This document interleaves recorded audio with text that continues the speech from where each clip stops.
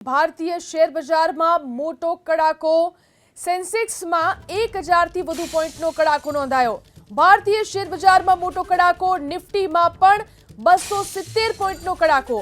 Dollar સામે પણ રૂપિયો જે રીતે સૌથી નીચલા સ્તરે પહોંચ્યો છે, ભારતીય શેર માર્કેટમાં મોટો કડાકો જોવા મળી રહ્યો છે। સેન્સેક્સમાં 1000થી વધુ પોઈન્ટનો કડાકો તો નિફ્ટીમાં પણ 270 પોઈન્ટનો કડાકો।